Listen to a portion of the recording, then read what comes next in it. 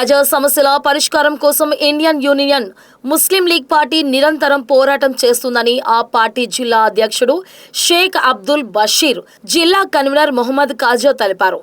బాపట్ల జిల్లా కలెక్టరేట్లో నిర్వహించిన పీజీఆర్ఎస్ కార్యక్రమంలో పాల్గొన్న వారు మూలపాలెం రోడ్డులోని జగనన్న కాలనీలో నెలకొన్న తాగునీటి సమస్య పరిష్కారం కోసం జిల్లా కలెక్టర్కు వినతి పత్రం అందజేశారు.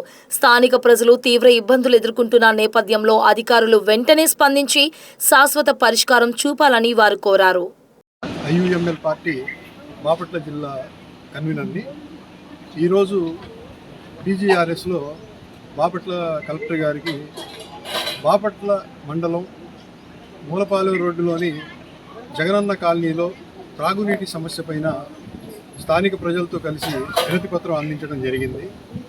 ఈ సందర్భంగా స్థానికులు పడుతున్న త్రాగునీటి కష్టాల గురించి, త్రాగునీరు సకాలంలో అందకపోవడం వలన వాళ్ళు పడుతున్న ఇబ్బందుల మీద కలెక్టర్ దృష్టికి తీసుకొచ్చాము.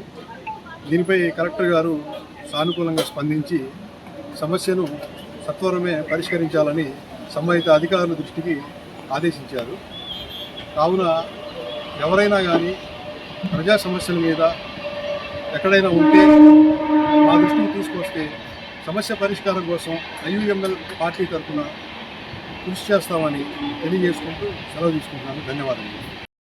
నా పేరు షేక్ అబ్దుల్ బషీర్. నేను ఇండియన్ యూనియన్ ముస్లిం లీగ్ పార్టీ డిస్ట్రిక్ట్ ప్రెసిడెంట్గా ఉన్నాను. అయితే ఈరోజు మన బాపట్లలోని మూలపాలెం రోడ్లో తాగునీటి సమస్య బాగా ఎక్కువగా ఉందని చెప్పి తెలిసింది. అందుకు గాను మేము మన కలెక్టర్ గారికి ఇప్పుడే వినతి పత్రం ఇవ్వడం జరిగింది. అక్కడ గ్రౌండ్ వాటర్ కూడా లేని పరిస్థితి, తర్వాత వేరే వాటర్ హెడ్ ట్యాంక్కి దాన్ని అనుసంధానం చేసినప్పటికీ వాటర్ అనేది ఇంతవరకు రాలేదు. కాబట్టి దీనిపైన వెంటనే చర్యలు తీసుకోవాలని చెప్పడం జరిగింది. అయితే కలెక్టర్ గారు కూడా దాన్ని స్పందించారు. సంబంధిత అధికారులు వచ్చి మాట్లాడడం జరిగింది. త్వరితగతిన ఈ సమస్యకు పరిష్కారం లభిస్తుందని మేము ఆశిస్తున్నాము. అదేవిధంగా మన బాపట్ల జిల్లాలో ఏ విధమైన సమస్యలు ఉన్నప్పటికీ ప్రజా సమస్యల మీద పోరాటానికి ఇండియన్ యూనియన్ ముస్లిం లీగ్ పార్టీ ఇప్పుడు సిద్ధంగా ఉంటుంది.